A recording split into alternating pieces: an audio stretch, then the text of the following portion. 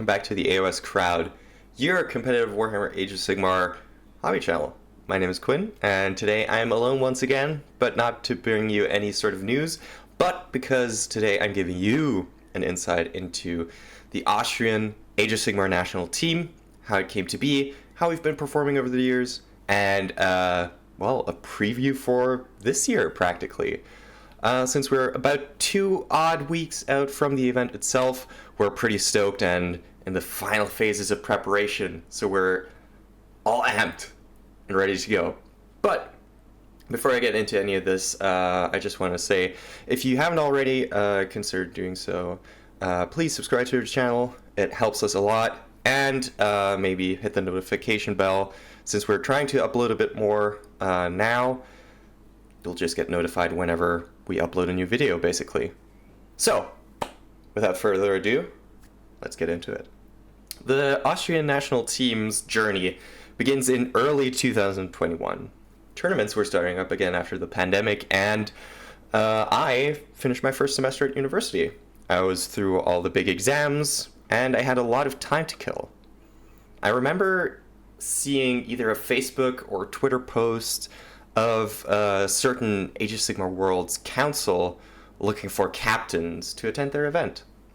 I thought to myself, I want to increase the hobby stuff I do, so I basically messaged them and said, hey, I'm from Austria, is there an Austrian captain? And the reply from the then captain's lead was just, no there isn't, I'll add you to the Discord, we can figure something out. And lo and behold, I was introduced as the Austrian captain, and I decided to register captaincy that same afternoon. So, with that out of the way, now came the preparation for the event itself. I registered the team, I think, in February 2021, and the event was supposed to be in September. For those of you that were around in the hobby at that time, that was already past the release date of Warhammer Age of Sigmar 3rd edition, but due to the lack of rules that were available upon release, the Age of Sigmar Worlds Council and the captains decided that we would be playing Age of Sigmar 2nd edition for that tournament, even though the tournament was 2-3 months after the release of 2nd edition? 3rd edition, sorry. But yeah, preparation for the event itself began in late spring, early summer, I'd like to say, with me collecting the team. Back then, Age of Sigmar Worlds was a 6-man team event, and yeah, I just started reaching out to friends, colleagues, people I knew from the Austrian tournament scene, and I managed to get together 5 other people that went to Milan with me. Those 5 people were Fabian Sander, Roland Hörtnagel, Thomas Mader, Daniel Ziesel, and Tobias Göll, all of whom I am very thankful for because they basically started this entire journey with me.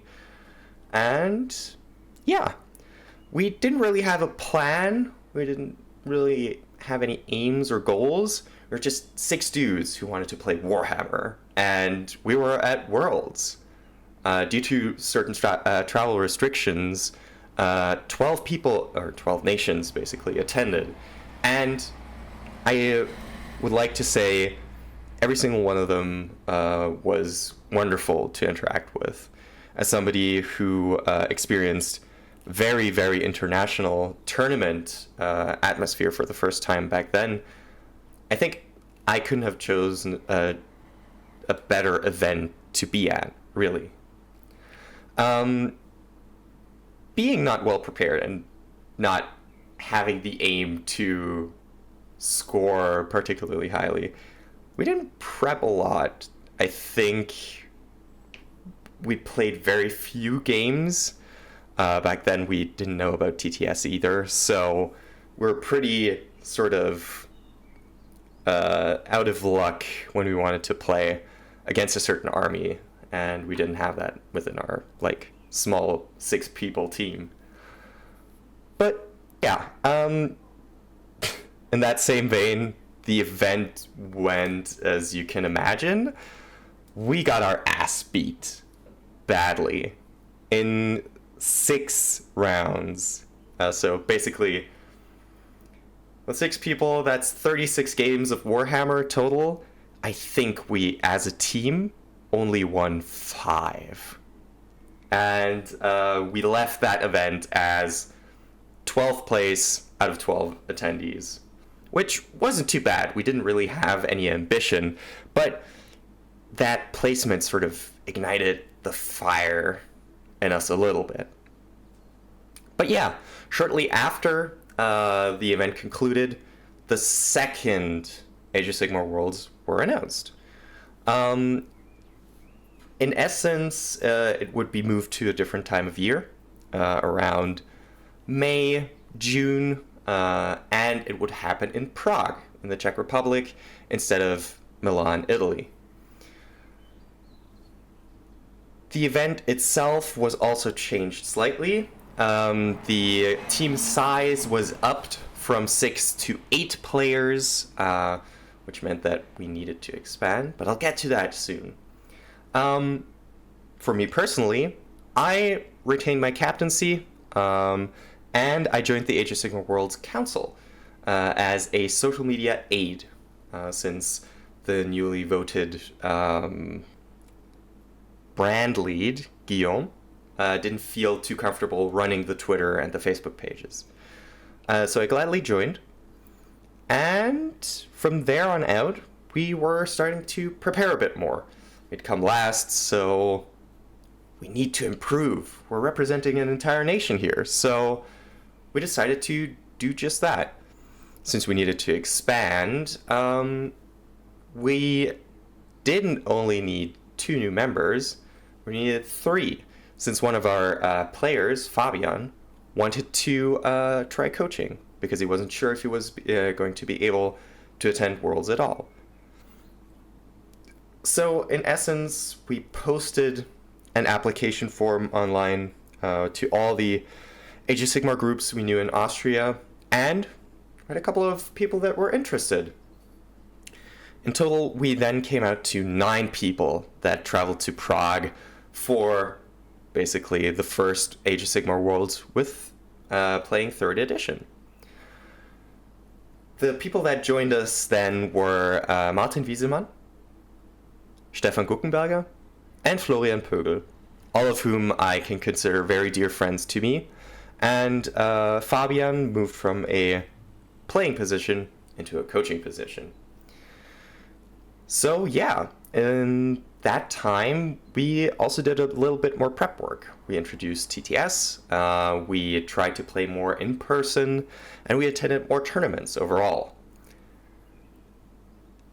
But when Worlds came around, there were a couple of issues with me personally, where I, as a captain, couldn't really focus entirely on the performance of the team, since I was also responsible for social media and arranging Twitter posts and everything during the event itself. And I was playing because I decided, hey, I want to coach, I want to play. So, yeah. It didn't go over too well for us as either. I think we won 1 or 2 rounds, and a couple were close. We did perform better overall, but so did every other team. Since COVID restrictions were lifted even further in the first half of 2022, we didn't have 12 nations attending Worlds, we had 22. And that meant more people to beat, or get beaten by in our case. Fortunately, due to some unforeseen drinking habits, we knew that we wouldn't be coming last. That honor belonged to Ireland and their captain Mick, who I adore very, very dearly, who is a great player and a great chap overall. Big love to Mick. But that sort of gave us a little bit of an encouragement to try better and to push for more points, to push for more wins, and to go a bit more risky overall. we wanted to do better, and we prepared a bit more. We had our new members with us. We were amped to get started and to prove ourselves. But in the end, it wasn't enough, and we came second last, only beating out Ireland in the standings. But shortly after Prague 2022, Amsterdam 2023 got announced, which was last year's Worlds. This also meant that we had a bit more time to prepare overall, since, well, from September 2022 to September 2021 to May 2022 is a bit less than half a year to prep. We were excited to have even more time. And yeah, since we had an entire year, we were able to structure our application process a bit more, and we increased the number of members. We went about, I want to say we added 6 to 7 new members. We were 13, 15, about 15 people as a whole.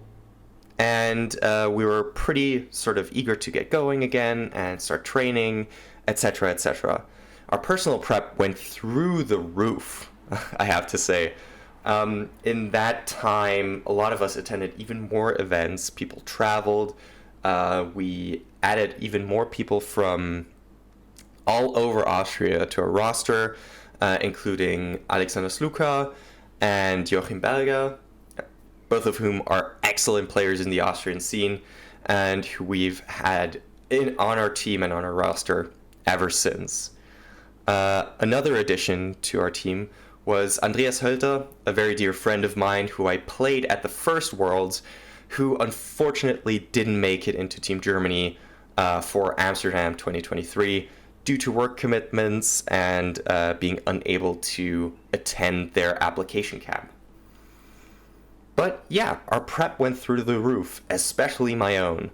During that time, I not only won my first one-dayer, but I also won my first two-dayer, and we placed second overall in the German Club Championships with Toby and our team of the Storytellers.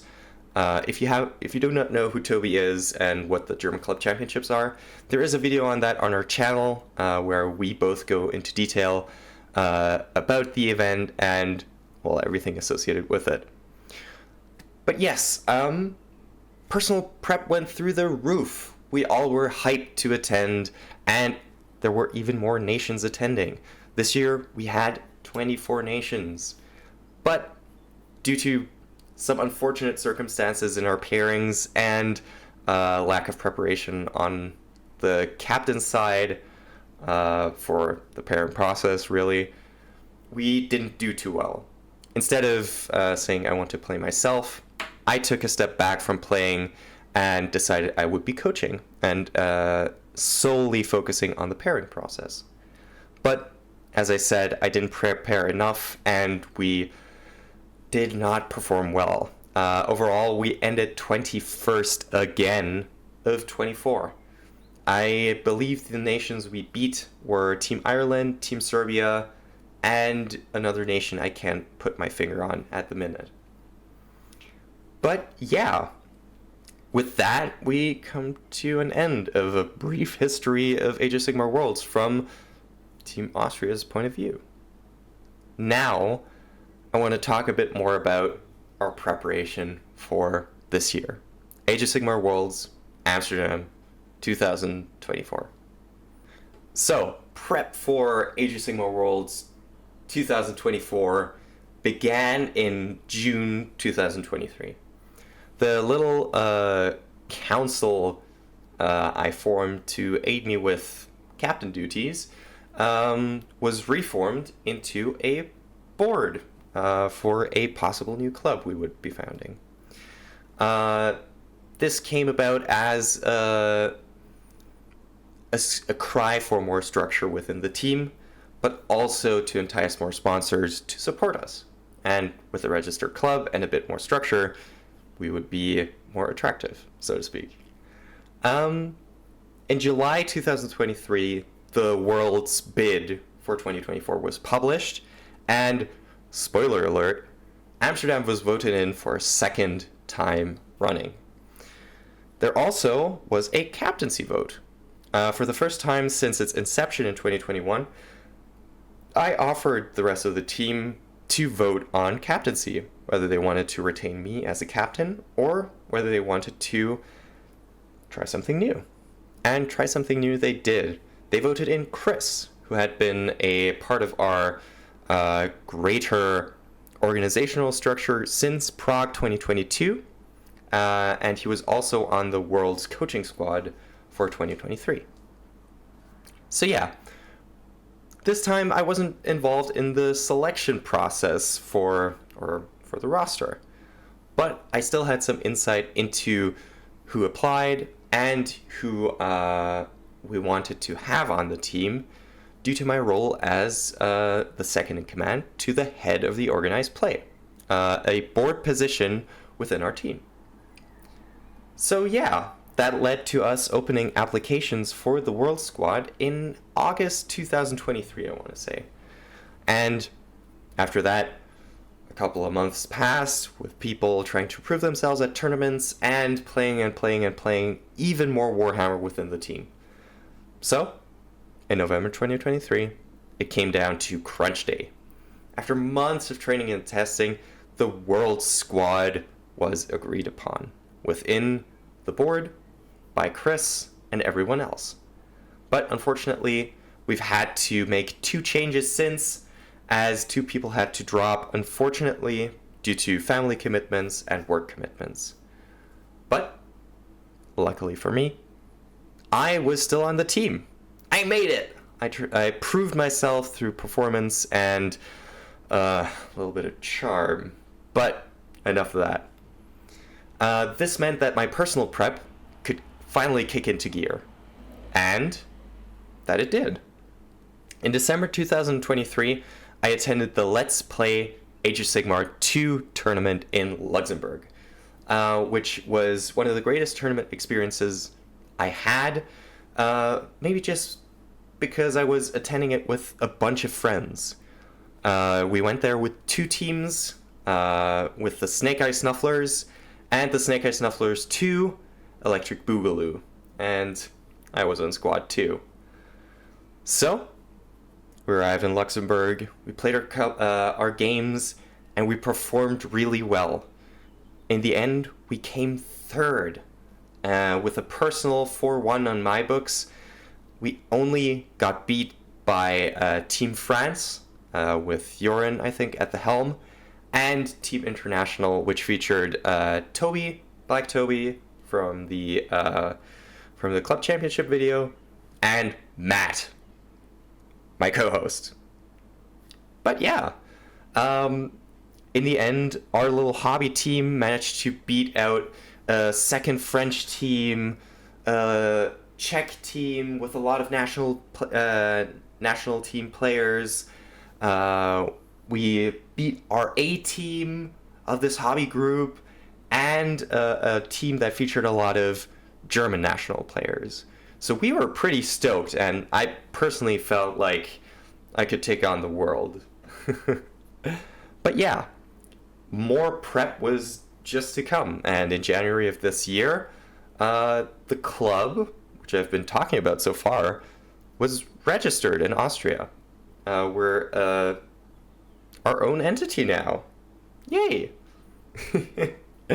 But on a more personal note, my preparation went further, and I attended Brotherhood with Team Lit.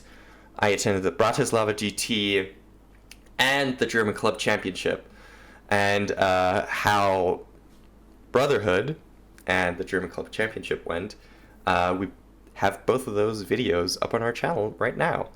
But in the end, our overall performance came third, and first, respectively. And in total, I went 12 wins to 3 losses at those tournaments. And I'm very, very proud of that result overall. And yeah, I was pretty stoked, and I'm pretty hyped for Worlds. At that point, there was a train going, and I couldn't really stop myself. But yeah, something that also happened in January 2024 was I founded the Age of Sigmar crowd with Phil and Matt after Phil invited me to join him.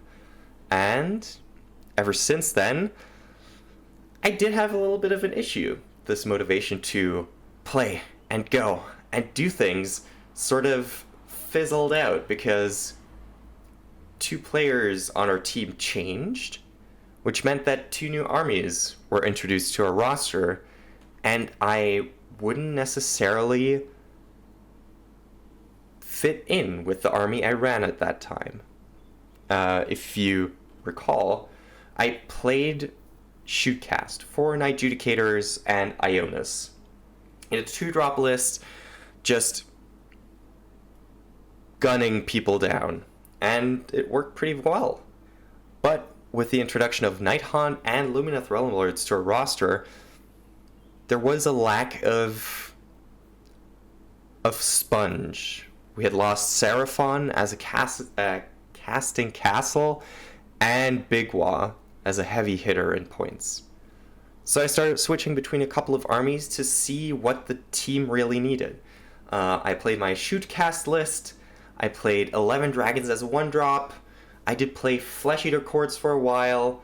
The casting castle Seraphon. Jesus Christ. And my Ogre Tyrants list, which is just 4 Ogre Tyrants and Kragnos just going ballistic. But alas, I still was undecided. Then in March, the Austrian national team had a boot camp, and a lot of armies were decided upon. Basically everyone but me. We had Blaze of Corn, Slaves to Darkness, Sons of Behemoth, Nighthaunt, Lumineth Realm Lords, Caradron Overlords, and the last one's slipping my mind, but I'm sure I'll edit it here. Got it. Perfect. We may have decided on armies then, but we haven't decided on lists yet. And I personally am still undecided at that point. I did offer to Chris that I could flex and learn a lot of armies quickly, so I offered him 3 lists to choose from. Basically, my classic Stormcast Eternal Shootcast, with 4 Knight Judicators and Ionis to kill certain types of lists and to just bunker bust certain opponents, which still suffering from a slew of bad matchups, really. The second option I offered him was 4 Tyrants and Kragnos, and Mortal Wound Spam out the wazoo with 3d6 charge and Mortals on 3-ups, etc., etc. But also killing a lot of armies that couldn't deal with that heavy mortal wound output, and also suffering from a lot of bad matchups because you couldn't fit it into a 1-drop.